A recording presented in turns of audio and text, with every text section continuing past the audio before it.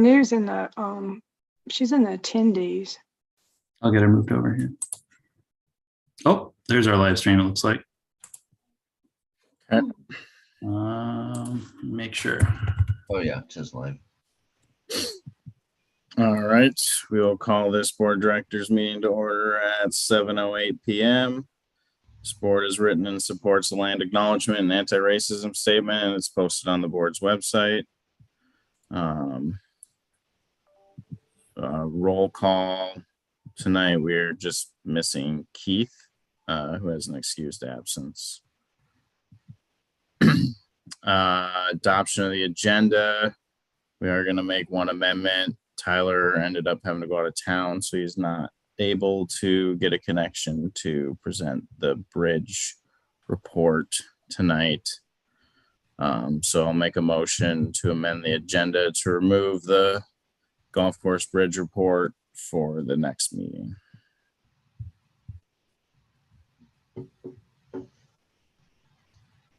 I can second that. Second. Any questions on that? All those in favor of amending the agenda? All right, make a motion to approve the amended agenda then.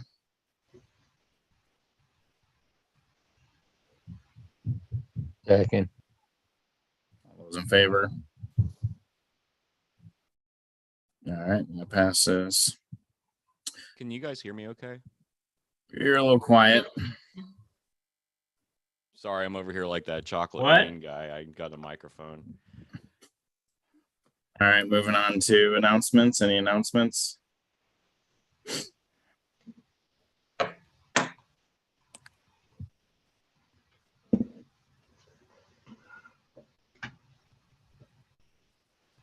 All right, not seeing any announcements, so move on to property owner comments. All right. While I'm at this here too, I'm also going to bring Kanu back over.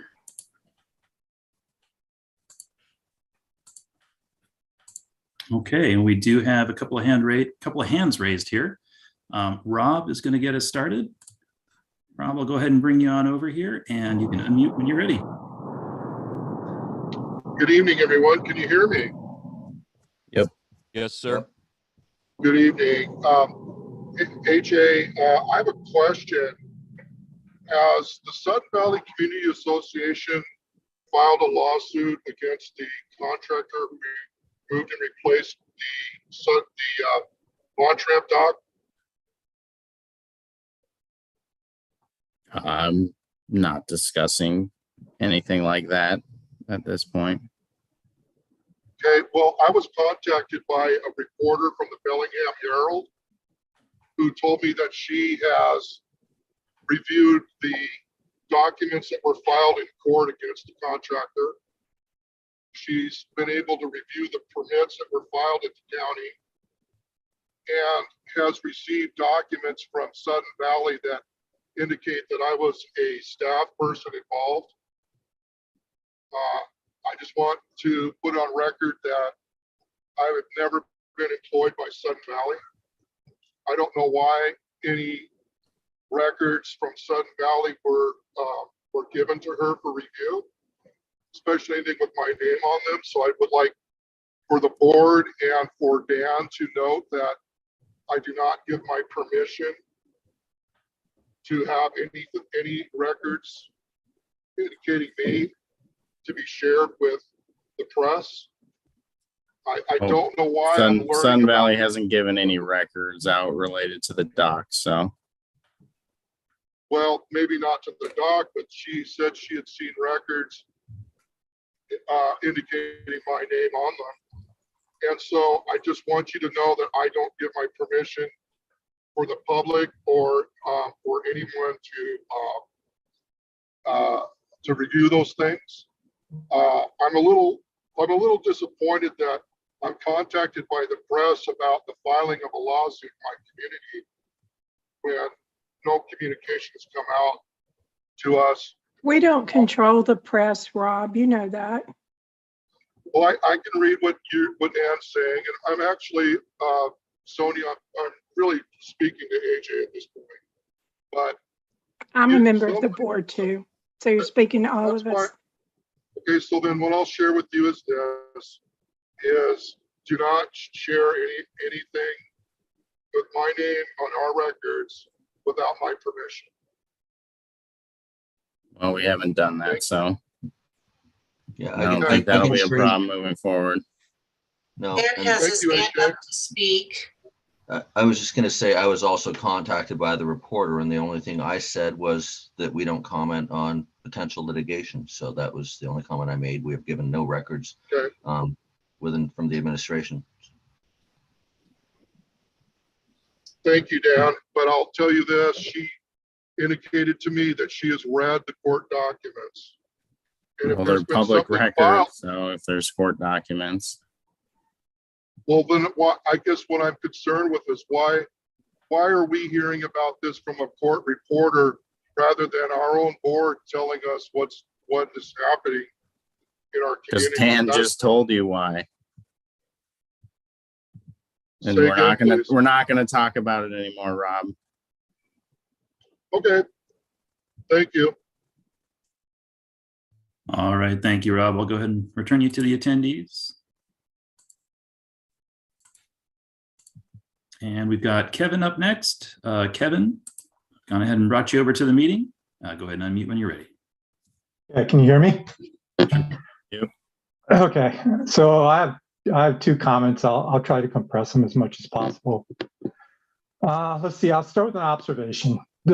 I think this community has repeatedly and consistently expressed how much they value trees and the forest environs that surround us.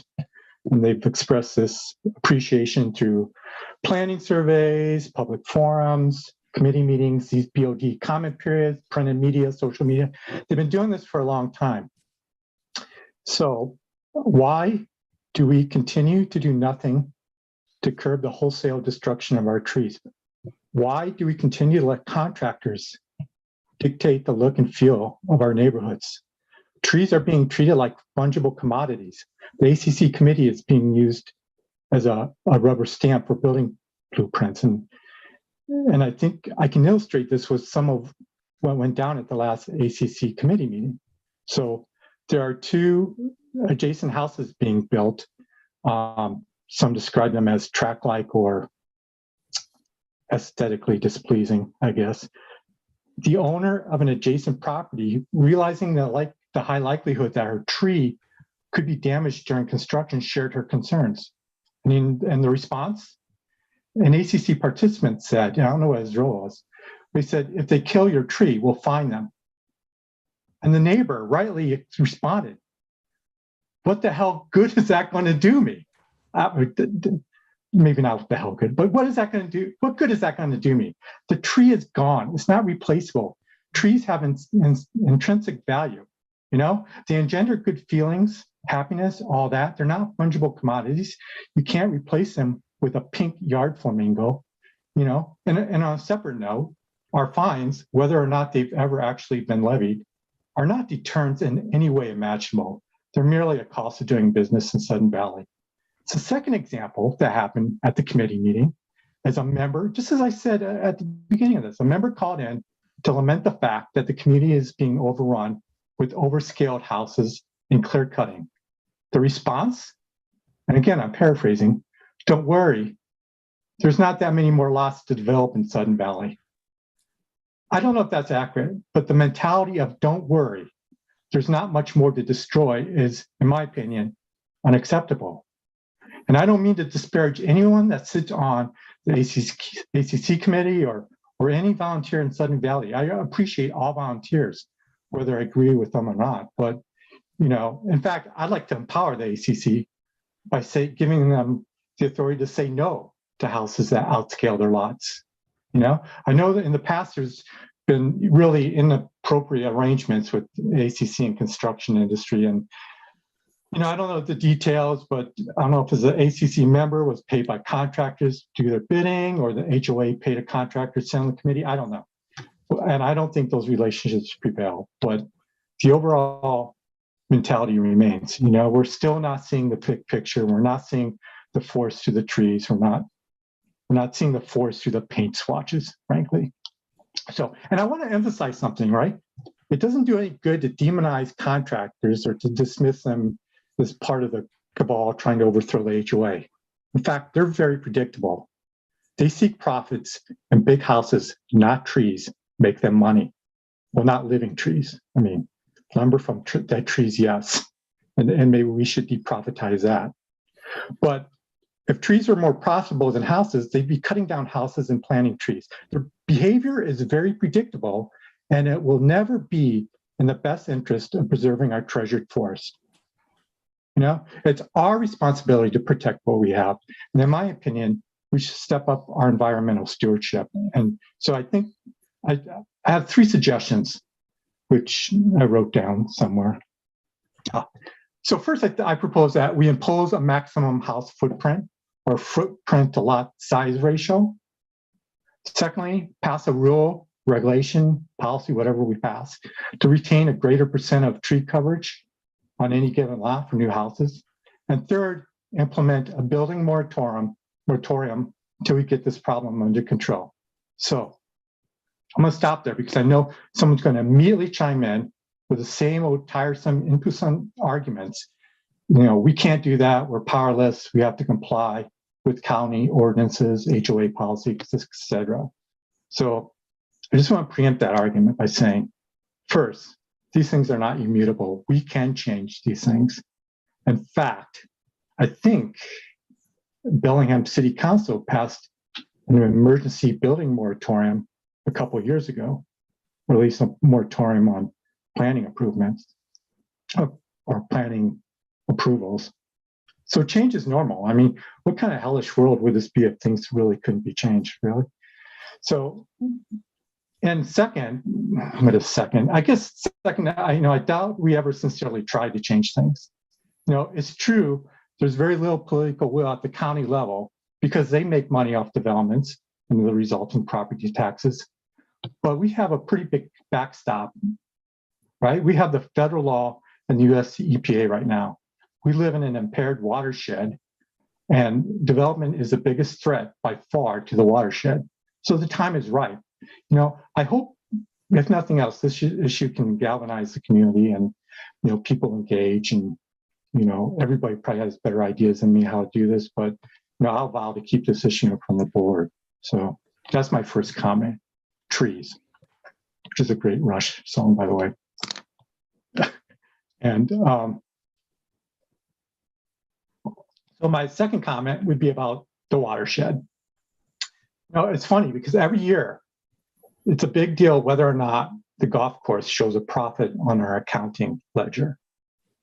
But really what matters more is that the golf course and the marina, for that matter, are subsidized, which is not shown because we do not take into account externalities, right? These recreational attractions contribute disproportionately to the degradation of water quality, and everybody that pays a water sewer bill pays for that damage in preventive measures or after treatment mitigation.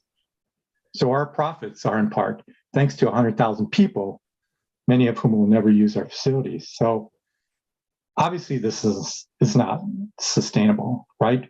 Water bills are going to continue to climb. In fact, apparently there was an article just recently about in the Birmingham newspaper about potential quadrupling of sewer bill. I know it's sewer, not water, but you know, I don't think people really distinguish that in their bill. So the TMDL is too high, and the sampling data corroborate that. So next March, the TMD will likely be adjusted down, and perhaps significantly. Like if you take into consideration initial emissions and discounting of sources, it should be, according to our own Nancy, right? And Nancy, you said this publicly, so I hope you don't mind. But it should be reduced by roughly half.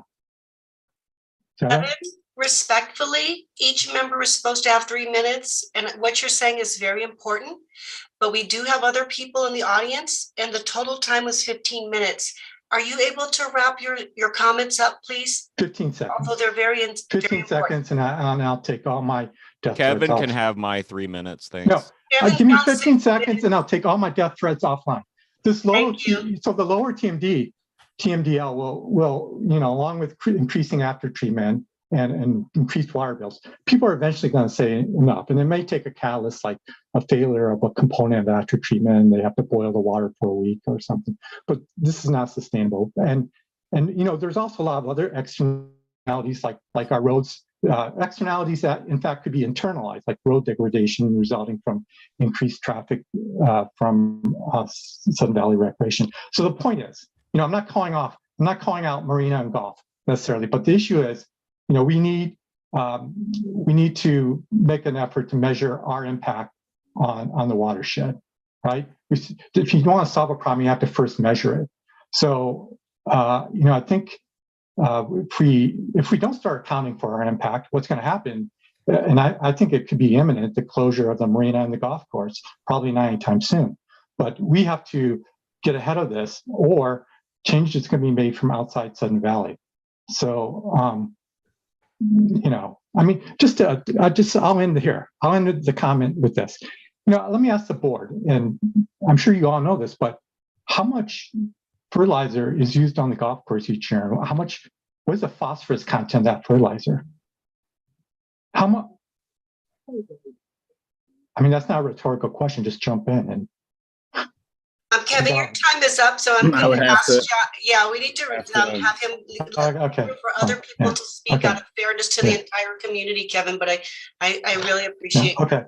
No, that's fine. Yeah, cool. I don't know those answers offhand, Kevin, to be honest. But we should. Should we? Should we not have that? Should we not find out? Good questions, Kevin. I've asked for that. We have those. Yeah, Yeah, they're available. You'll just need to contact Rich or Dan, and they can get that information, and maybe they'll post it online on the website. How about that? Okay, I'll contact. All right, thank you, Kevin. I've gone ahead and moved you back to the attendees at this time. We've got 3 hands raised. We're going to start with Paul. Paul, I brought you over to the meeting. Go ahead and unmute when you're ready. Good evening. I would like to start with recognizing Sam for attending the Sudden Valley Friends of the South Whatcom Library meeting the other night. I understand that his contributions were well received. I appreciate his attending and supporting that organization, and think that his example is something well advised for the rest of the board to follow. Secondly, it's about trees. You're going to vote on trees and about taking them down. I have a tree across from my property that has been a thorn for 2 years. I've been dealing with the Sudden Valley staff. I have been making efforts to inform the board about this tree. It is definitely on Sudden Valley property. It's a threat, a big threat, and it needs to come down. And I think it's not coming down because it's big and it's ugly and it's going to cost a hell of a lot of money. So I'm asking you to commit to take down the tree that's located on, pardon me, section 26.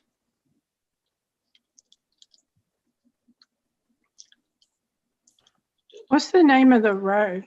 It's on Lake Louise Drive, and it's Nature Trail number 1. There's 4 places, residences that could be directly affected by. Do you have like a house number that's close by? 37 and 39. It's on the tree list for tonight. Yeah, well, I hope that you will get that thing taken care of. It's a threat, a big threat, and it's been looked at by 5 different Sudden Valley staff people, and has also been seen by a owner of one of the tree services that we use in the valley. And everybody agrees it is a threat. If it comes down across the road, it's going to create chaos because the people that are below that area can't get out, nor can they get in. There's no egress or ingress if that tree comes down. And the other fact is that there is a school bus stop right next to my house. And if that tree comes down there, what happens? I mean, it's a threat. It's a life and death threat. And I believe that the valley needs to address it and take care of it, no matter what the damn cost. Well, the board will be discussing the additional funds for hazard trees tonight, so. Well, I appreciate that, and I hope you take care of it, because, as I said, I've been at this for 2 years. I've dealt with 5 different staff people, and I know that you've been informed. Well, just to remind you, Paul, we're a relatively new board.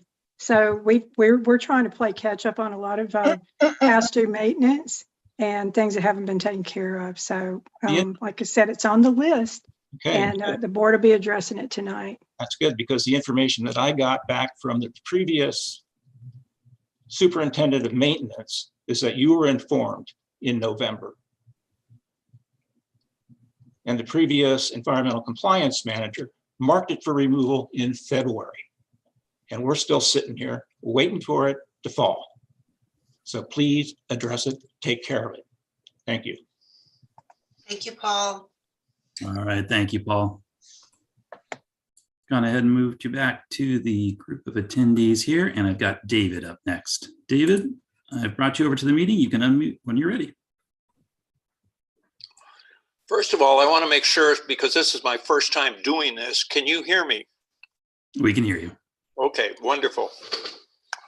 In the last few weeks, I've had a number of posts that I put on Sudden Valley 411. I've been amazed at some of the comments and some of the criticisms I've seen from members of Sudden Valley about actions by the board. And because of this, I have decided to hold a meeting, and I am inviting all of my Sudden Valley Community Association neighbors to attend this meeting, which will be held in the neighborhood fire station number 22 on Lakeway, next to the Gate 1 entrance. I reserved the hall for Sunday, June 5th at 2 p.m. And I hope that all of the people who are listening and participating in this and take an interest in board behavior will attend the meeting. The topic for the meeting will be SVCA governance, behavior, and responsiveness. And I hope I'll see you there. Thank you. All right, thank you, David. Yeah, I'm looking forward to that meeting, David. Good. Yeah. All right. I'll go ahead and move you back to the attendees at this point, as we've got a couple more hands raised here. We've got Morgan. Morgan, I'm going to go ahead and bring you on over at this time, and you can unmute when you're ready. Hi. I'm one of the neighbors that Keith was talking about with the lots, with the trees. And to say that it's distressing about what they're talking about removing from these 2 lots, let me just say, in one lot, they're keeping 1 single tree. The other lot, they're keeping 2 trees on a 40-degree slope. Okay. It's amazing to me that this is allowed. The other thing that happened was when the contractor was looking at the lot, and I was asking him what he had planned, and I said, I don't think that sounds right. You can't do that. He said, I've built a lot of lots in Sudden Valley, and I get whatever I want from them. And I thought he was just being dramatic. And then I was at the ACC meeting, and it was basically a rubber stamp. Oh yeah, the 2 houses look alike. That's okay. They're different colors. That's not a tract home at all. Same floor plan, same roof line, different colors. No, that's fine. Rubber stamp. So the guy was right about that. But also he said he is going to be drilling into the bedrock, and there will be vibrating. There will be vibrating 10 feet from my bedroom for a person who works nights.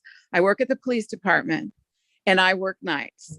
So I will be enduring with these crazy hours that you allow for these contractors from 8 in the morning till 7 at night, Monday through Saturday.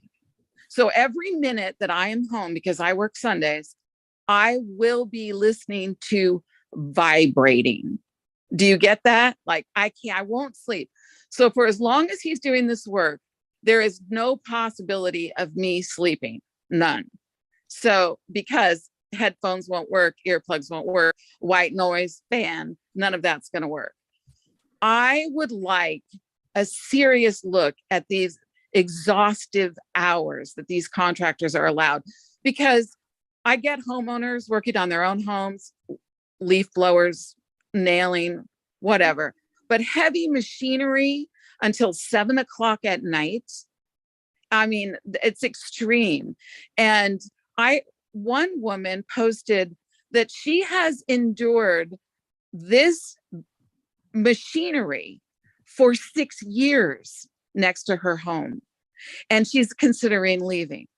So I'm going to now just picture this, the tree removal. How noise do you think that's going to be? So not only am I losing the beautiful foliage, the home for the birds, the dappled sunlight, the gorgeousness of the trees. Okay, whatever, I got a house going in.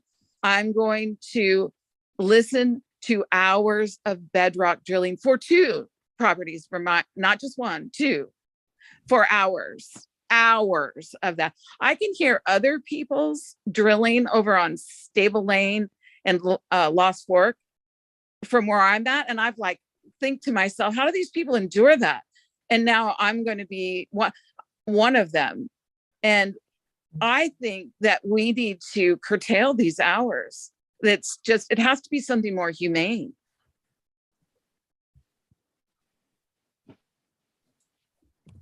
Noted.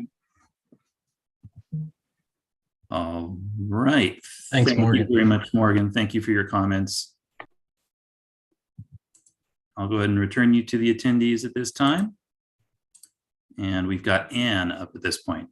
Anne, I've brought you on over to the meeting. Go ahead and unmute when you're ready.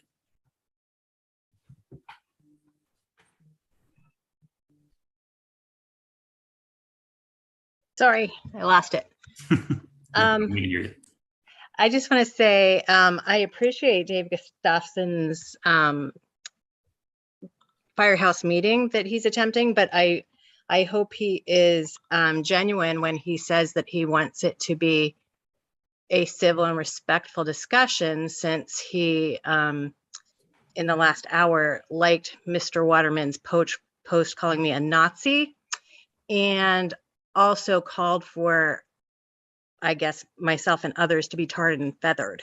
So I think, I hope his concerns about conversations on social media include his own and the former general manager's, Mitch Waterman. Thank you. Yeah, I mean, I'd like to respond to that. Part of I think the interest in this meeting is the fact that, these voices are being raised by opponents of this board who've been opponents of this board for a long time and supported some pretty destructive policies to this community. And, we're trying to change that. And so I think that'll be a good opportunity for folks to hear some things, but also I think for people to start paying attention again. I think once they do, they'll understand the truth. And I'm actually also going to be pushing this board to be more transparent about the things that we've had to do since we've been here. There's been a lot of cleaning up of this community. We were left quite a mess. So I'm going to be as transparent as possible. I am hoping that we can be as transparent as possible about bringing out a lot of these issues. I'd like to add to that. And Anne, I'm sorry that you have been the victim of those types of comments. I would like to ask and invite our community to try to exercise more civility and kindness. I see comments in the chat referring to Voldemort. I don't know if that's a direct comment towards one of our board directors, but I think that people need to start being more adult and kind. And I think there's a way to disagree with people respectfully without getting personal and creating personal attacks. So I challenge everyone to be polite and be civil with each other.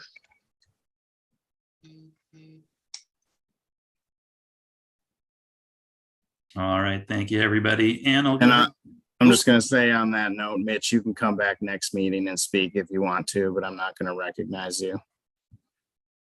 And that said, there's a lot of false equivalencies as well. When somebody's, compared to a Nazi or something like that, there's no basis in fact. It's okay to be a little angry in return. It's not this is the equivalent behavior. There's a lot of false equivalencies happening, And can you hear me? I'd like to say the Voldemort comment in the chat by Mitch Waterman is directed at Director Bolt, and it's totally unnecessary, and it's shameful, and it's threatening. Their behavior has become threatening at this point.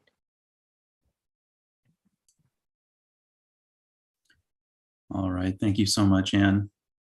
Sam's hands up. Sam. Yeah, we burned through our time. We've got some stuff to do tonight, and the folks can come back and check it out later. And we do have some stuff to take care of. And we did get it eaten up by a few commenters, so that kind of used it all up. So can we please move forward? Good point. All right, then, Ann, I'll go ahead and move you back to the attendees now. Thank you so much. Thank you. All right, so we do have one hand still raised. Are we moving on? Yeah. Okay, there is another session at the end of this this meeting, I believe. All right, moving on to new business. We got the N&E manual, and I'll pass it over to Nancy. You're muted. Great, thank you. Do you want me to make a motion to start? How do you want to do this, AJ, or just go into a discussion? You can make a motion to start if you want, and then we can discuss. Okay, I move the board accept the 2022 Nominations and Election Committee Manual, which you all got a copy of with the new stuff in it. And I wonder if John could let me share a screen. I believe you should be able to, yeah. Oh, okay, all I do is hit the button. Yep, share screen button right down at the bottom there. Okay. Okay, cool. The first thing that changed that you may have noticed is... Hey, Nancy? Yeah? I don't think you finished your motion. Could you please restate your motion? Okay, I move the Board of Directors vote to approve the 2022 Nominations and Elections Committee Manual. Second. Thank you. Actually, you don't need to second, it's small board rules, but I think everybody... Well, never mind, I'm just trying to do the thing. I think everybody likes doing it, so it doesn't really hurt anything. Okay, the first thing that changed is the title. It used to just be the Elections Manual. Now it's the Nominations and Elections Committee Manual. And our table of contents has a couple new things in it. We have proxy ballot at 5.7, thanks to our legislature requiring proxy ballots. And we have 11.0, filling a board director vacancy between AGMs. We also added addendum A, B, and C to the table of contents. The addendums themselves are not new. They've always been in there. They just weren't noted on the table of contents. And what they explain is how you would run an election if you did not have a third-party vendor. So if anybody is crazy enough to want to do that, there are the instructions, and read them before you decide to attempt it. So how are we going to do this as far as discussion and stuff? I'm just going through the manual, and it's up to you. Do you want to discuss as we go, or do you want to wait till the end? I'm thinking it might be a little easier if we do it as she explains the changes. Is that okay with you guys? Yeah. Okay. Okay, are there any questions about the contents or the name? Speak up or I'm moving on. Nope. Okay, next we have appendices and attorney opinions. What I did on the attorney opinions, what we did in the committee was I used the name, the title of the opinion that the attorney gave it when they wrote the opinion, and the date of the opinion. Some of the other titles in the previous version didn't match what was on the actual attorney opinion. So you were left matching dates and wondering if you got the right one. So that's why that happened. Okay. The preface is where the description of what an independent third-party election vendor does. So on the definitions, Nancy, did you skip that page?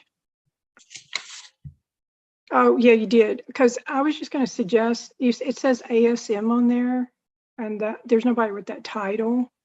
We may want to just say. Where are we? It's like on page 4. Okay. It talks about definitions, and it says ASM, the assigned association manager, that's point of contact. Okay. Maybe you're out of order. That's just on page 3. We have two different pages going on. The page It was on page 3.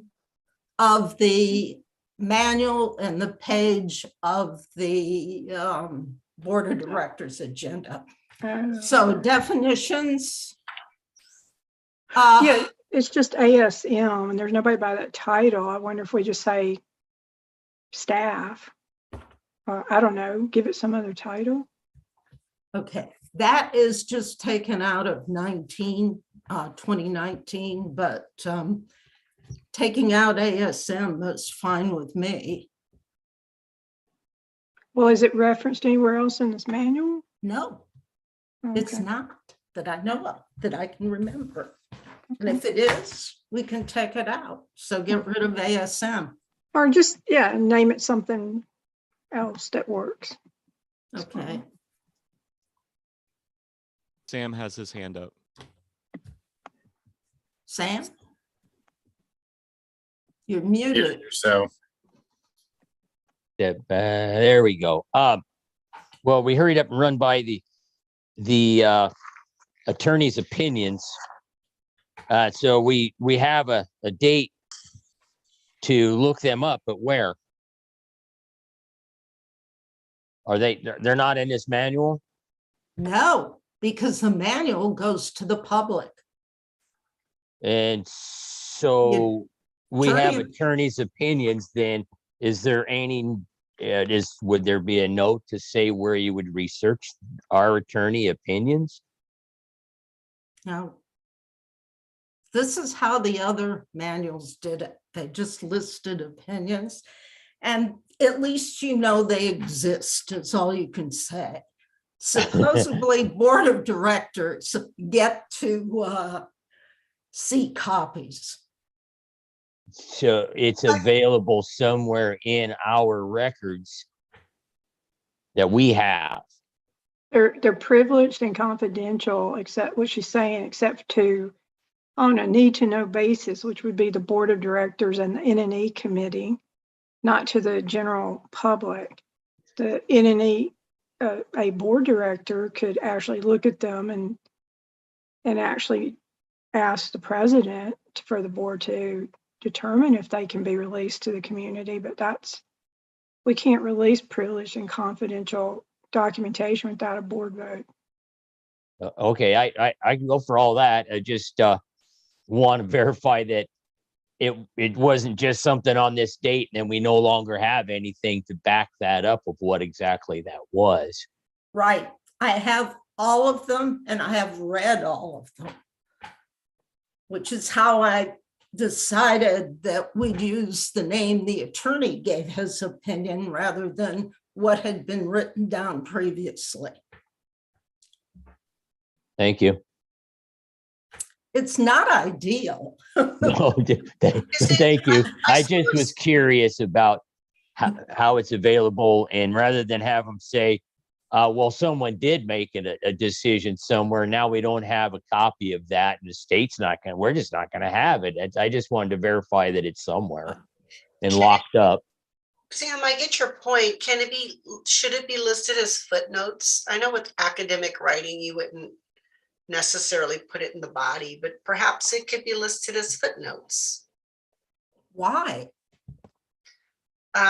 Because you're citing something that you're not putting in here, I guess. It's just a suggestion. Oh, I actually see what she's saying.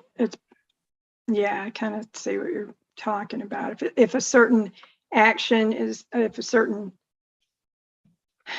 you're doing a direction based on that, then what she's saying is that particular section should probably footnote that particular opinion, rather than really, they're so general. Some of them, like one of them is NNE committee draft manual, which is comments on that draft manual in 2009.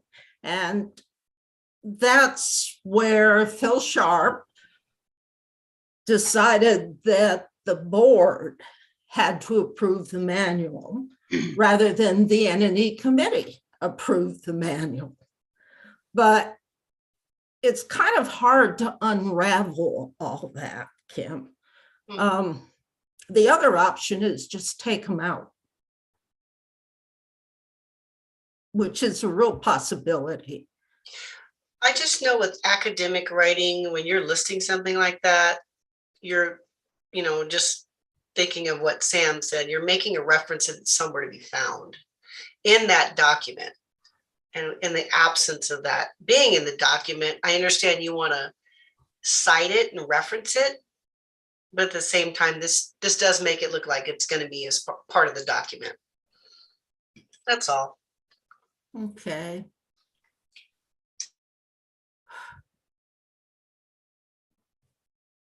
Let's go on. Hey, I'm Nancy, not quite sure how to make that work. Kanu has her hand up now. Connor? Nancy, this seems like a lot of work you've done, so thank you for that. It's just wanted to understand, so what you're referencing, the attorney's opinion, is from a previous year's manual. Is that right? Yes. Plus So then, the things that got added for proxy voting, which isn't a formal opinion. It's just a series of emails from Rich Davis, but it's all we got. right. I mean, yeah, I hear you. It's not ideal. Is there a way that we could then to cite this? It seems like a lot of work to do, to go back to each manual and then cite for this year's manual and find that. I just worry that, if it's not cited properly, it could be used for a person's opinion and against it. If when somebody does read this, like the next board or whoever it is, that's the only concern. Is if there's no citing, it could say that we're not transparent or however that goes, I can put footnotes every time, just the numbers that are up there, 1, 2, 3, 4, 5, 6, 7, opposite sections. I think that's great. Yeah, that's great. And then I won't try and put it at the bottom of the page. You just have to come back to page, whatever it is, 2, and look it up. I think if you have a system and then you let us know what that is, then at least there's a way to do that, as long as there's some form of reference or citing. I think I just gave extra work without even doing it. I'm so sorry. You would be amazed at how much time went into this for the committee members. We started it last year and it ran into some roadblocks and finished it up this year. And I won't go into the roadblocks. Okay, but I can put footnote numbers. Sometimes there'll be multiple footnote numbers, but you know, that's okay, that reference that. And after attorney opinions, I can say, as referenced in the document, the appropriate section or some such wording. That's perfect. Thank you so much. People happy? Okay. Thanks, Nancy. Actually, won't mess up the spacing to do it that way, which is my greatest fear. Because of the pagination? And everything. Yeah. This is not my strength to format a document. Thank you, Nancy, for all your hard work on this. And the committee. And the committee. Okay, so we got to the preface, and that is just a description of what the third-party vendor does, and a copy of the old preface, and a list of what the procedures cover, which includes board vacancies. And then we go to definitions, and the old manual had under member and member of good standing, just it told you go read the bylaws in this section. And in this case, the bylaws are directly quoted rather than sending someone to the bylaws to read them. I think that's a little easier on people. And that's just a signature page. And that's just a page of responsibilities and who does what. And you will see a lot of times there is inserted outside vendor references. Those are all new because this is the first manual that references an outside vendor. And I'm so sorry, Nancy, because I can't actually read what you have on screen. So I'm having to look at a different screen. I made some notes and I just. Yeah. Yeah, it was page 6. So, so under N and E, it goes select and oversee outside vendors. And so the thing is that the board actually technically selects and has to enter into that contract. So I just thought we should probably change the word to recommends and oversees outside vendors for the election process. Okay.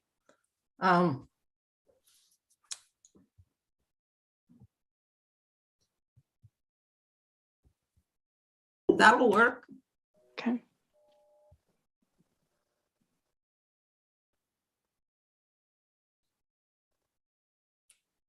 How about select and oversee an outside vendor? Because we don't give you a choice. We pick one and say, this is a good contract, or at least we have it in the past. Yeah, but you're still recommending the board ultimately selects. Right. So. Administrative staff and a lot of references to outside vendors, which would not have, you know, there was no reason to have all that in previous manuals. Master counter. So I'm sorry, I have a question. Sorry, I can't get my hand up fast enough. So on the track, it goes issue and track replacement ballots to members unless a third party vendor conducts the election. Wouldn't we still track the replacement ballots with the third party vendor? Would you not still track it? You wouldn't issue it, but you would still track it, right?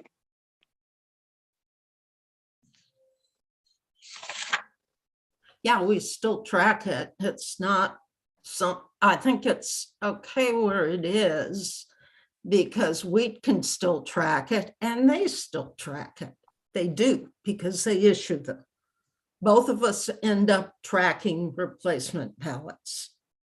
So the same thing occurs in this part where it goes process returned envelopes unless a third-party vendor.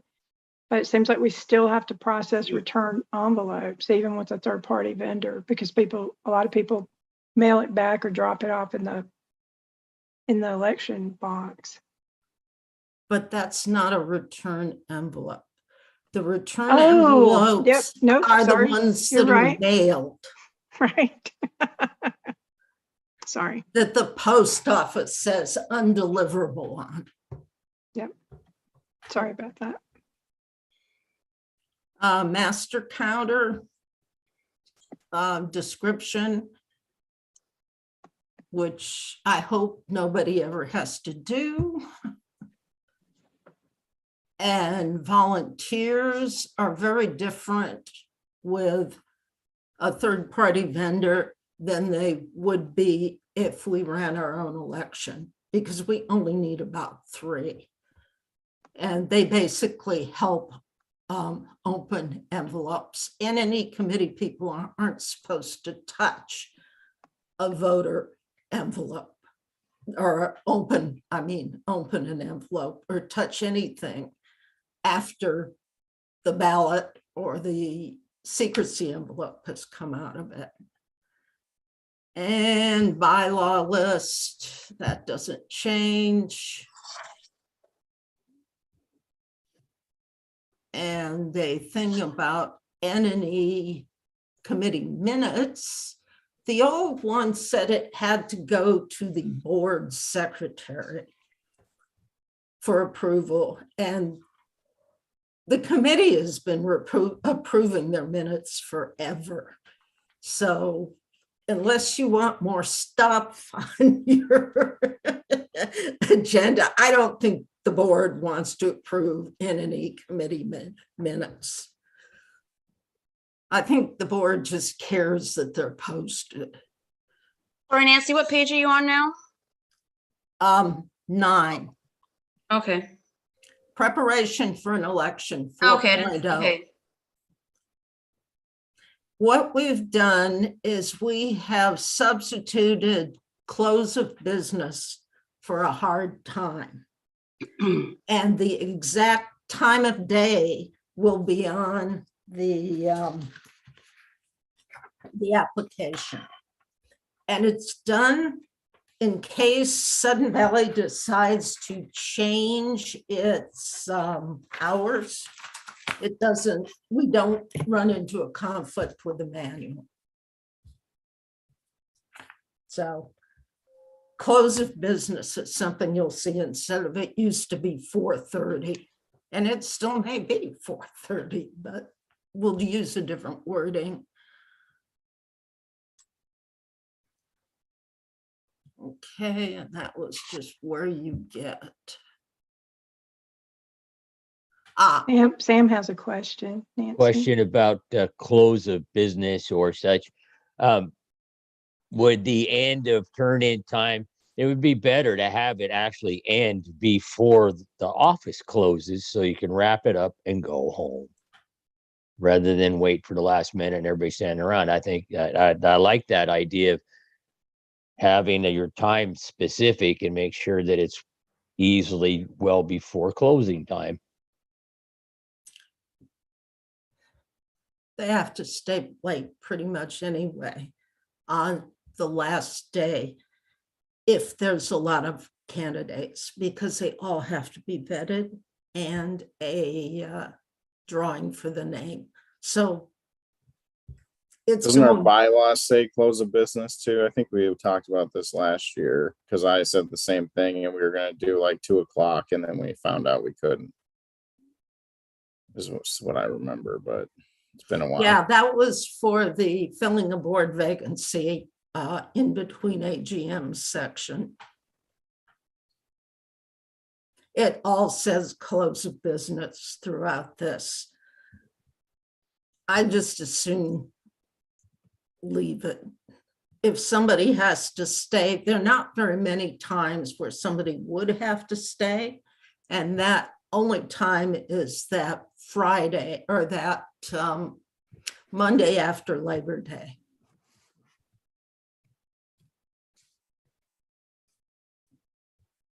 Okay, and this is the fun one.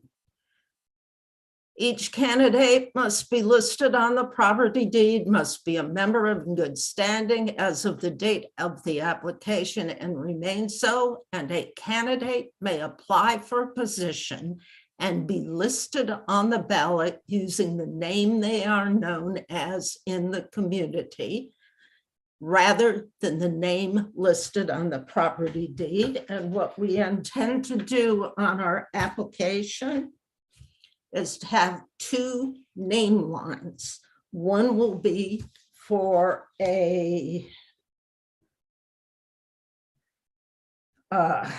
preferred ballot name, and the other will be your name is listed on the deed. I see hands, but I don't see everybody on my screen, so you have to speak up. So Okay, well, this is the one that really confuses me. I mean, are you just talking about someone who's a Catherine who goes by Kathy or Kate? Or, and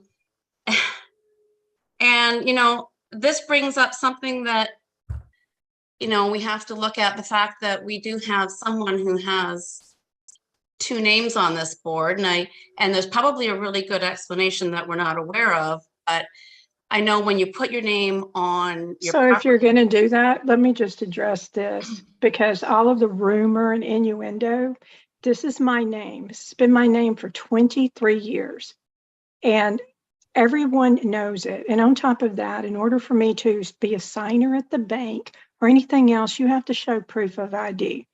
All of the former board directors and the infamous former general manager who's spreading those rumors around know very well what it takes to sit on this board, how you become a signer at a bank. So you might as well quit trying to draw a party line and be divisive, because this is what you do. And what I would like to say, if you're going to try to address, okay, can I explain more about how this works and where it came from before we kill each other? If you had listened to my whole sentence, you might have heard something instead of just assuming that I'm throwing out innuendo. Let me and talk I said about how. But I do know, having bought many properties, that I have to show government ID. Now, maybe you've had a name change. Maybe there's something we don't know, but what this has brought out is, and it just kind of made me think about it, again, not political, not innuendo. If you were signing for Sudden Valley, we need to make sure that everything's right. And that, like, why are we changing this? You know, everybody knows that a Beth can be a, you know, Elizabeth can be a Beth or a Liz, you know, a Catherine can be a Katie or you know, whatever. Why are we making this change? And it does make me concerned. You know, if you are signing for Sudden Valley with your legal name, that's amazing, that's great. But I want to make sure that we're not in a position where it is not your legal name, because a legal name change has to go to a court. You know, you can't have two names. Are you finished timing? Yeah. Thank you. This statement, name on the community versus name on the property deed, comes out of one of those attorney opinions. And it's an opinion on, is a spouse also a member, from the condition when only one spouse was listed on the deed. The other spouse wasn't named at all. There was no other spouse. So the attorney was asked, can Sudden Valley assume it's community property and make the spouse a member too? And the answer was no, only a court can decide community property.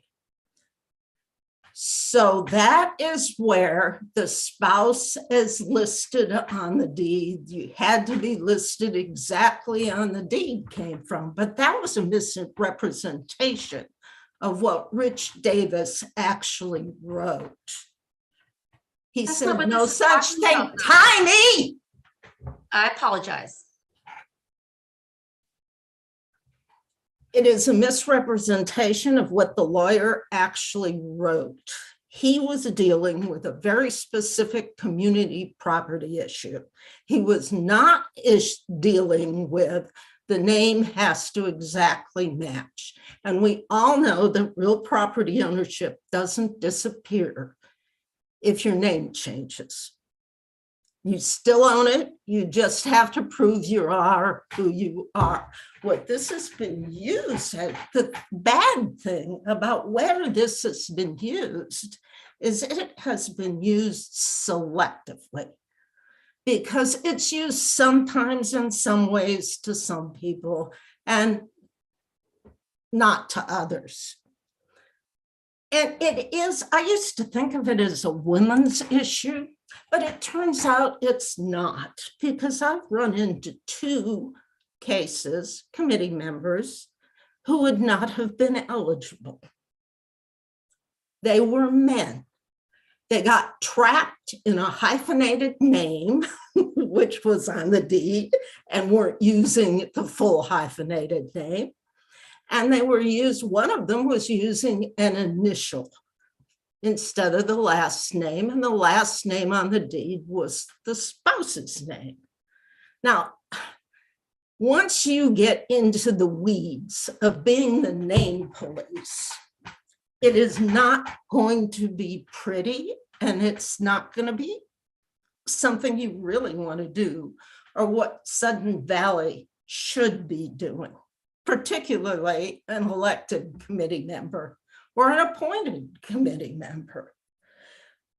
Telling someone you can't use the name you want to use is really offensive. So this makes it simple. Somebody is known as the name you are known as in the community means we won't have someone running as Good Time Guy, like the guy who always runs for governor every year on the ballot. We won't have any Donald Ducks or Mickey Mouses. I believe that's a Good Space Guy. Oh, Good Space. You're right. You're right. Thank you, Josh. I've never voted for him, but it's kind of tempting once in a while. Anyway, I think it's the fair thing to do. And if the lawyer decides this isn't what we should be doing, we'll hear about it, because the lawyer will end up reviewing this document. I see Kim and Sam. Amy, is your hand still up? My to hand's go? back up. So after you and Sam, if I could go again, I just wanted one. I would just like to say that as an expert in diversity, equity, and inclusion, I think this is a great addition to our NE manual, because this impacts, from my perspective, women and people of color. As our world becomes increasingly diverse, we need to have policies and practices that do not exclude people for issues such as these. And so for that reason, I support it. So long as people can prove that they are who they are, and we don't have Good Space Guy or whatever his name is running for the board. But I think this is an inclusive addition to our manual. Thank you. Sam? Muted, Sam. Still muted. Unmuted. Here we go. I have to agree. I have known people, I actually had them on the payroll and could not identify at first who these people were because they had nicknames and they were known throughout the industry by thousands of people. And then when it's like following their names on a payroll, was like, well, who the hell is that? And then it's like, oh, yeah. But everyone else, they had followed along in their world with that name. I mean, there was one guy named Speed that everybody knew. There was a lot of others. There was a guy named Crash that was pretty rough. But there's been all kinds of them. Plus, it's like everybody that I know, no one's referring to me as Samuel Wayne. They call me Sam. And that's no different. It's like, and I'm a guy. It's like, so, okay, yeah, here it's like, but women's changing or are still using other names because that's what they have done all along. They got married, they got other names. Yeah, I think it's exclusionary to try to nail it all down to that when there's all kinds of people out here have shortened names, nicknames, and everybody knows them that way. And they should be able to put that on the ballot because that's what our community knows somebody. Thank you. Speed and Crash, was that like your 80s band or something? Sam, I understand, everybody has nicknames. That's totally fine. But I also know my daughter and her children just went through a legal last name change to revert to her maiden name. There's paperwork involved. She cannot use her married name anymore because it's not her legal name anymore. And all I am saying is, as board members, if we are signing anything or representing anything with Sudden Valley, we want to make sure. My legal name is used with this association. I am saying that. I'm telling you that I had to present ID to be able to be a signer at the bank, and that should be enough. What you are continuing to imply that I am not who I say I am. You guys keep putting out there that I use a fake name or some type of pseudonym. This is my name. This has been my name for decades. And this is that I sign with my legal name. So that should be enough. Okay, Dan has his hand up, and Dan usually has something. I know that, there's legal name changes. I know you have to show legal paperwork for this, and you've had to show legal paperwork for the bank. That's fine. I just want to make sure that we're, crossing our T's and dotting our I's. I'm not, if I'm wrong. Are you showing me? Are you asking? You're repeating yourself asking now, me for Timey. legal documentation. So No, see, let's let Dan talk. Timey had two Opinion is turns. noted, No, Timey. you don't have to defend yourself. Let Dan go. So I was just going to say that your understanding of the law is not complete, Timey, based on experience that I've had in a variety of situations. Generally speaking, if you're not doing it for fraudulent reasons, you can choose to start using a new name, and you don't even have to go to court. You can start using it. You do have to prove that you are that person if you're signing some particular documents. But in the case of this association, first of all, the director in question has said she's used this for a couple of decades. She's approved by the bank to sign documents. That's really all you need. I'll give you another example of how it's exclusionary. So my daughter lives with a couple of friends. One of her friends is trans. He changed his name. He didn't have to go to court to get a legal change.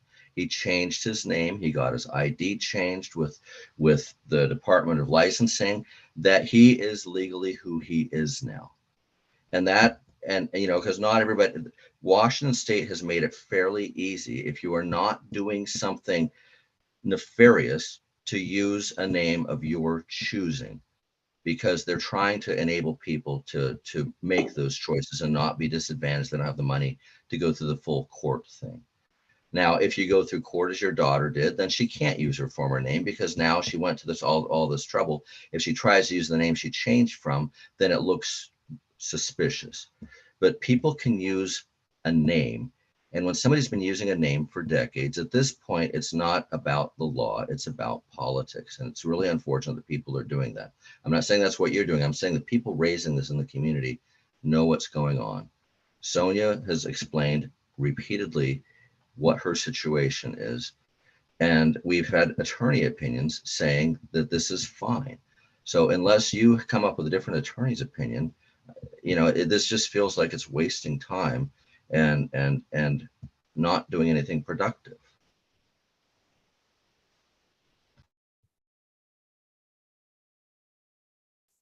All right, let's keep it moving, Nancy. Okay, so we'll move on from that. Thank you, Dan. Thank you for everybody. The other thing, 4.1.12 is to change the withdrawal time period from 5 days to 2 business days, because what happened with 5 business days was it pushed it past the weekend over into the next week, Monday. Well, Unilect, our contractor for the election, wants a booklet with all of the candidates on the Friday by 6 o'clock. Now, this was in previous contracts too, but Sudden Valley ignored it. And this time on the contract, it was double underlined. And I got a lecture on why it was so important to meet that Friday deadline, or there might be a penalty. And I just don't see why someone needs 5 days. I think 2 days is plenty. So this would mean that after the Tuesday drawing, someone would have until Thursday at the close of business to decide to withdraw as a candidate. That's enough to see who else is running and decide whether or not you want to compete or not, and whether or not you'd split the ballot. So split the vote. So anyway, that was the committee's logic. I'm not seeing any hands, so I'll move on.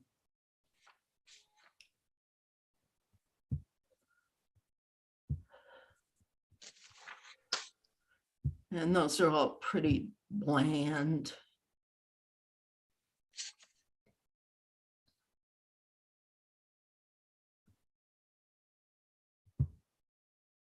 Nancy, it looks like a lot of the changes were made just to update, including the third-party vendor. A lot of the language.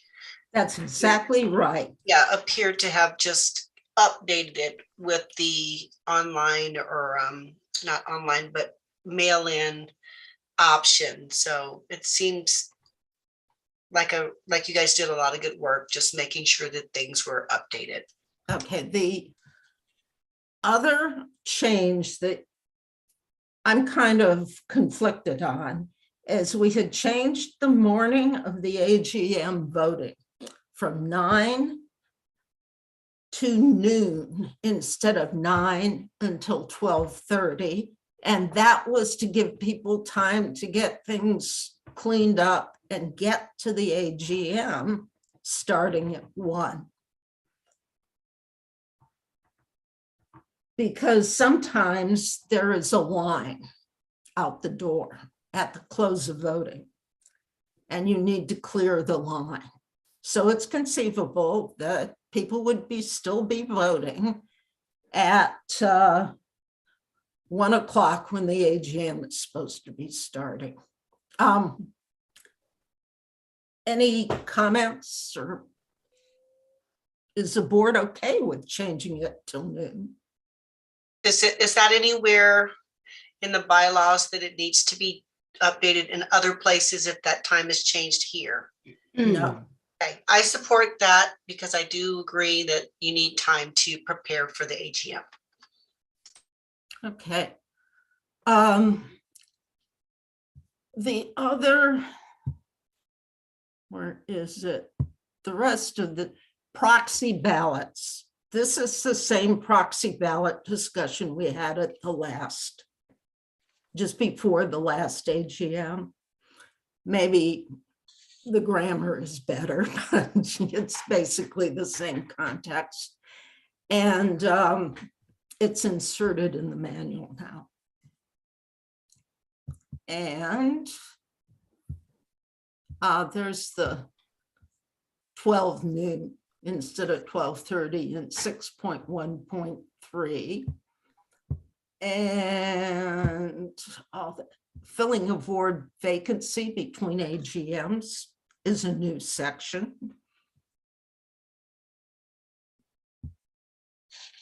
And then come the addendums, which were always in the manual. They just weren't listed on the table of contents.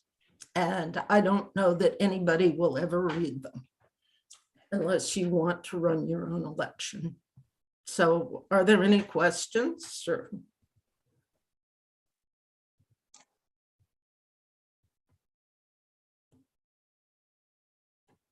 Did we? I think we're good. Can I make one point? Was there a change? Was anybody on this board involved in creating this manual and any of your changes that you put in there, Nancy, you and your committee, since that seems to also be an implication that we somehow manipulated the changes in here? What? I didn't follow that. Did anybody on this board have any part of changing any part of your manual? No, just the committee. And if I'm a non-voting board member, of course, I counted that because I'm on the committee, but nobody else. We did this. We did a lot of it last year and we finished it off this year, all three of us. So this manual is another thing that we inherited? It was partially done last year, but it got snagged in two issues, one of which we've discussed thoroughly. And the other was, would we include how to fill a board vacancy between AGMs in this manual? Because the previous manual was just elections and just dealt with AGMs. And when you had board vacancies in between, it was a free-for-all. Nobody, you kind of made it up as you went along, and it's kind of nice to have a consistent procedure. So did we make actual changes then? There's the footnote thing. Like, do we need to make those changes and then bring it back for like a final approval vote next meeting, or? That's up to you. I'm good with going through and changing ASM to something else or taking it off. We'll just have to talk in the committee what we want to do and do the references for the attorney and recommend instead of whatever other word was in there. Select. So do you want, Nancy, do you want to bring it back to the committee then to go back over that and finalize it? Is that what you're saying? I'm just trying to, because there was a motion. So, and that was to approve it. And if we have some changes, I don't think we can push that motion forward. Well, then anybody can amend it. And what I'll tell you what our schedule is. We have a meeting on the 23rd. We can make the changes on the 23rd. And I believe you have a meeting on a couple days later. Is it the 28th? When's the next board meeting? I don't have a calendar in front of me. Oh, yes, I do. 26th. Okay. So we want to do that then, and we'll just have be able to do a quick vote then at the next meeting to approve it. We'll call this the introduction. Yeah, we'll make those changes, and I'll just, I guess I could just take all the red out of this and put new red for what exactly the changes are that you have specified. That sounds great. That approved? Sounds good to me. Okay. I don't know. Does somebody want to amend the motion? All right, well, I'll make a motion to amend Nancy's motion to approve the document, then send it back to the committee to make the minor changes, and bring back a second red line version with those changes for approval at the next board meeting. I second it. All those in favor? I can't actually see everyone, but I'm assuming that's unanimous. Have Nancy stop screen sharing. And definitely agree with Stop Sandy. sharing. Appreciate all the hard work and any committees put into updating the manual. Hey, Definitely AJ. Just take some time. AJ, can you hear me? Oh, What's up, Josh? And then Did Sam. we get everyone's vote? I think so. Did anyone couldn't s- oppose that? All right, that's a no. but Sam? I was going to say, you can't talk, you can't vote technically, can you? Don't you have to vote when you come out of closed session? We're in open session. Oh, never mind. We haven't gone to closed session yet. I'm just confused. Okay, sorry. You gotta drink you some coffee, Dan. Go ahead, Sam. Nancy, would you please identify the members of your committee so that we can thank them?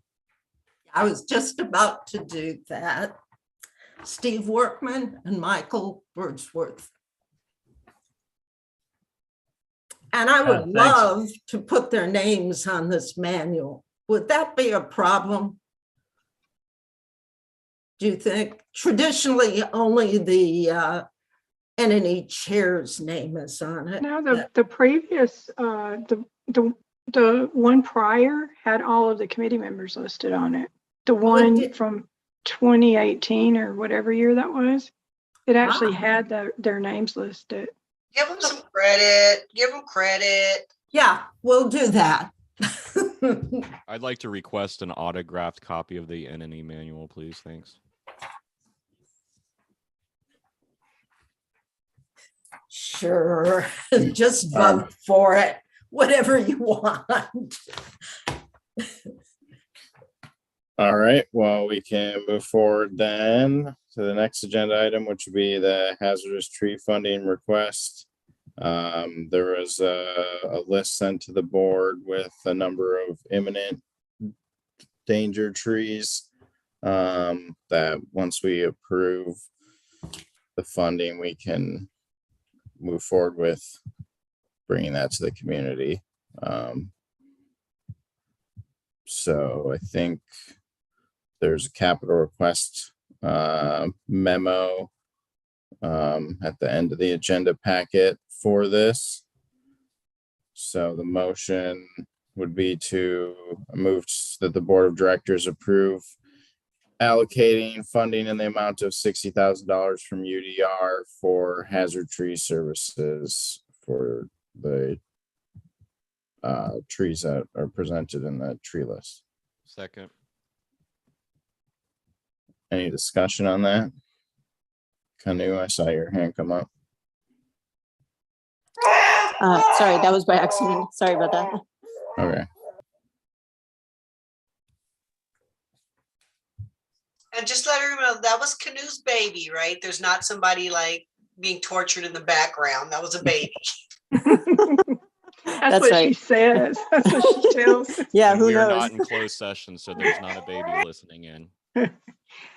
So I will say, because during our comments, there was I thought I saw somebody had written in chat that there was a question about where did these trees come from? Some of these trees, as was mentioned, we inherited a tree log and a backlog that went back. Some of these went back all the way to 2017 that we can tell that had been skipped over for various reasons. Some of them were on a watch list and they just progressively gotten worse.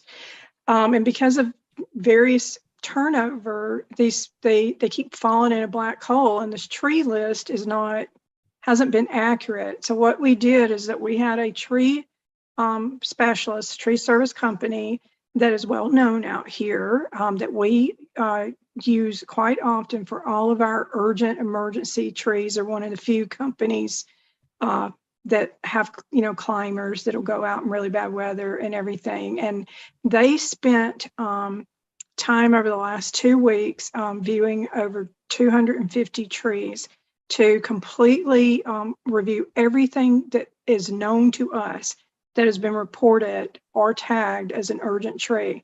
If the board approves this, then we'll publish the tree list, but we anticipate that we've hit everything. This 60,000 will take care of all of the actual urgent trees that we're aware of. That will actually bring us and leave us a buffer to take care of all of the urgent trees that we're actually aware of. Now, there are trees that'll continue to be watched. We may, run into some bad weather at the end of the year, but we have funds available from another source if we need to do that, another part of the budget. This is capital request to ask for additional funding so we can actually catch up on all of these urgent hazard trees.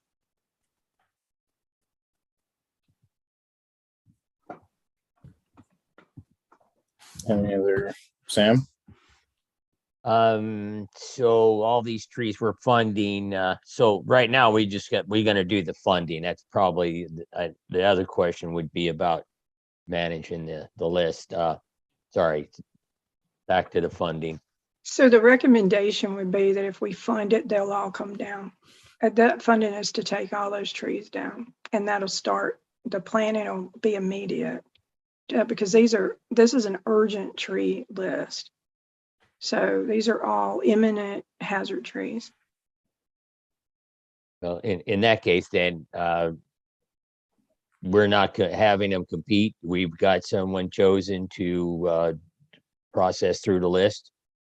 So some of these trees, there's only a couple of people that can do those types of trees. Some of these are like 250 feet tall.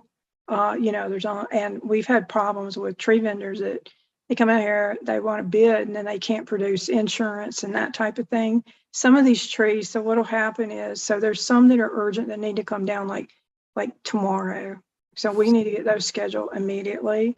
There's some degrees of that, and Rich will work with the staff to be able to put the ones that we have some time out on, because all of them, like I said, are urgent. So we need to move on them quickly, but we do have a little bit of a buffer on a few of them. And so they've got those sectioned off about which ones that we have time to bid on and which ones we need to move on. What's the question? The question is, Rich Johnson, are you going to be overseeing the operations and checking off the list? Yes. Yes. Brian? He's just giving it to you straight. It's really an extensive list. I'm just wondering, I know there's a fee for each tree, right? And I wonder what happens to the lumber if there's salvageable lumber on the property. On the tree. If they're a 250-foot tree, one would think there might be some sort of salvage. What happens to the lumber? So on those, there's a company that can be called and take them, and then so there have been occasions in the past where they've come and then we get paid for those trees. The problem with a lot of our trees out here is the way they have to be cut to get them off the properties and stuff. It depends on depends on a lot of things about the tree, and some of them are just so rotten. But a lot of times they have to cut them in chunks to get them down, and so that doesn't make really good lumber. It's not really. But if it is, they will tell us, and then we have companies that'll come pick that up and purchase it or pay us back for the lumber. Thanks.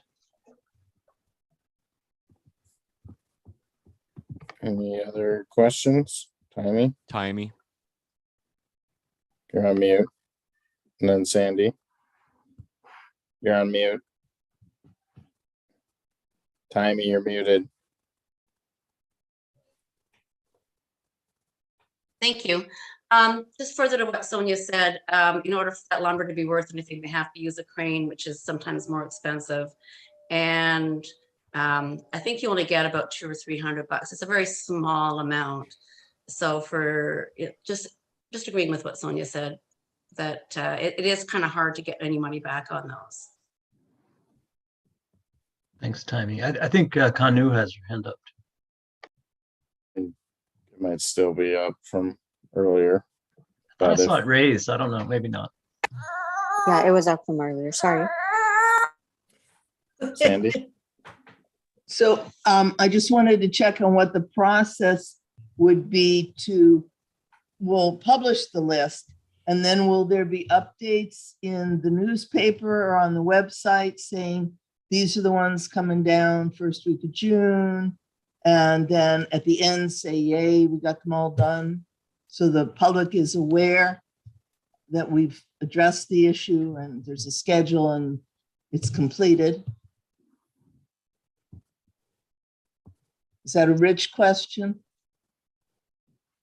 I guess so. I think that's a Rich and Dan question. Yeah. Yeah, I think we can figure something out to make it very manageable, where the public can see that, hey, these are, as of this date, X number of trees have been taken down, X number of trees are scheduled, and then at the end, like you said, there's a yay, the trees are all gone. You know, the contract's been completed.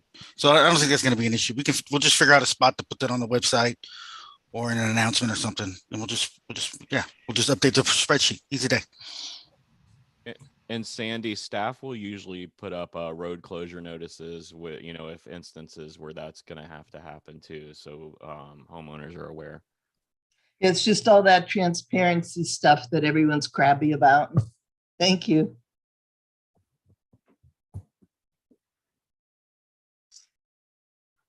Any other discussion on that?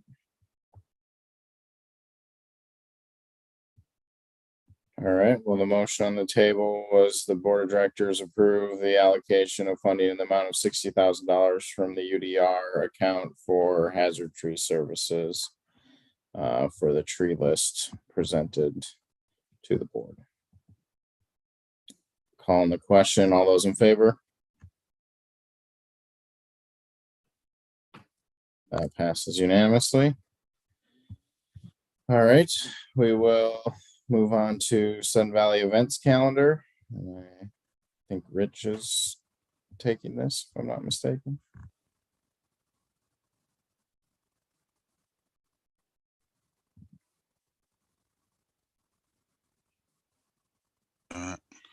Yes, sir. I want to put a motion before the board to use SVCA events funding to support at a minimum 4 seasonal Cornerstone events, and for the SVCA document review committee to create a policy to address the sponsorship of community events.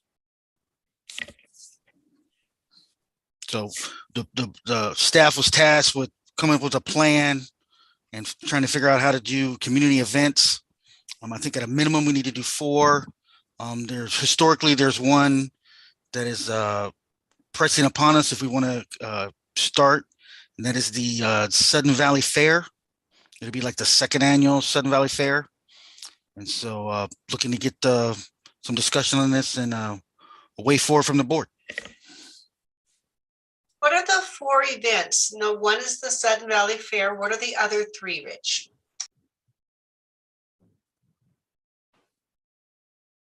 Other 3 can be, I think the other 3 can be anything that you guys decide for them to be. They can be around the holidays. They can be around anything. We just pulled from, you know, the one that's approaching. Historically, it would be like the 2nd annual fair, and then you guys as the residents, you know, are telling us, hey, what about we want this one, this one, this one, and then we developed a plan and backwards plan that. So the way I understood that, because the way it's written, it's saying seasonal events. So it's like Cornerstone seasonal events, right? So I think what it is what they're trying to do is to plan an event every season, similar to what you had brought up during the last meeting, Kim, is to do some, you know, like trunk or treat, a holiday event. the Valley Fair, like what he's talking about. But throw it back to staff so they can start, planning those things so we can make sure that they get done. And then the second part was that, what did you say about document review committee? For the document review committee to create a policy to address sponsorship of those community events. I mean, we can get outside sponsors, because this is a community of 3,000 plus. And last time I checked, all of you pay taxes and have incomes and generate revenue, and people want to sponsor and be a part of this community. So do we second that motion? How's this work? Rich technically can't make the motion. No, I can't make the motion. That's what I was like. I just recommend the motion. I'm like, how do you do this if he's putting the motion? Does AJ have to read it? Doesn't have to be me, no. I'm gonna type it right now. I mean, I do read a lot of the motions, but anybody can make motions. Well, I'd read it, but I don't have it in front of me, so. I motion. I'll speak at once. I motion that the board approve staff to move forward with the four seasonal cornerstone community events, move forward with the planning, and with the funding that we've already put aside, budgeted for this year, and to throw sponsorship, what did you say? Read that thing real quick. Throw the sponsorship policy to the document review committee to bring back to the board. Second. Any discussion? Hey, Rich, sir, please have Alex get with my committee moving forward for the Valley Fair. I've got committee members who are ready to pounce on the opportunity. So awesome. Yeah, so we're ready to go. Awesome. Good to hear.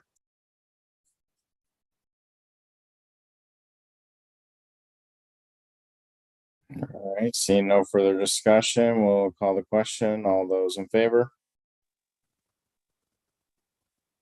Any opposed? Looks like that passes unanimously.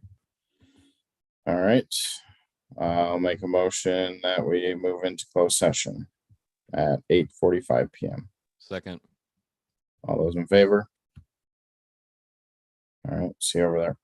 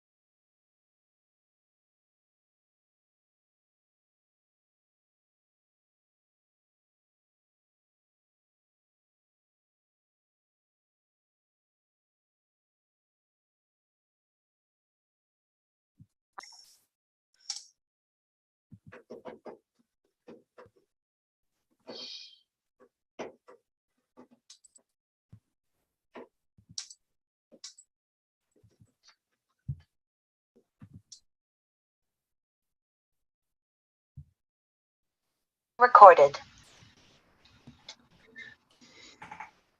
Did you miss us, John? Yeah, I'm okay. I'm still here. Just making sure you're awake. I hope you got We're a all nap. wishing we were not awake. Yeah. I'm gonna hang out with John next time. I lost my telephone just sitting here. I don't even know how that's possible. All right. Let's see.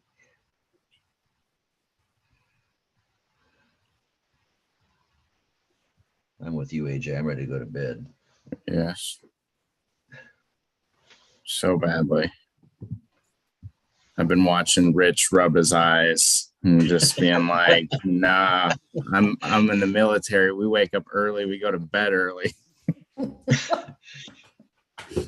Next time Rich is gonna wear sunglasses so he can sleep and you won't see it. Get some googly eyes for those glasses. All right. We got a motion to move back into I move to move back into open session at 10:56 p.m. Second. I also move to have Kanu transferred over to the panelists.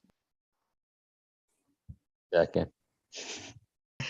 All right. All those in favor? All right. The board's taking one action as a result of closed session. I move that the board of directors approve the employment of minors policy as written by Sun Valley's legal counsel. Second. Second. All those in favor? Aye. Canoe, is that you voting yes, I'm assuming?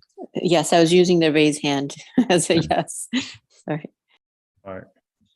All right. That is the last thing. So last round of property owner comments. Yep, still have 9 people with us here. So if anybody would like to jump in for this round, just use raised hand in Zoom and we'll bring you over. I'd also like to remind people that we have a 3-minute limit, please. So please observe that and be courteous. So, so do you all know that you have my name all on your screen? Oh, yeah. I'm not sure what's. Brian's got it. Yeah, let's see. We'll fix this. I don't.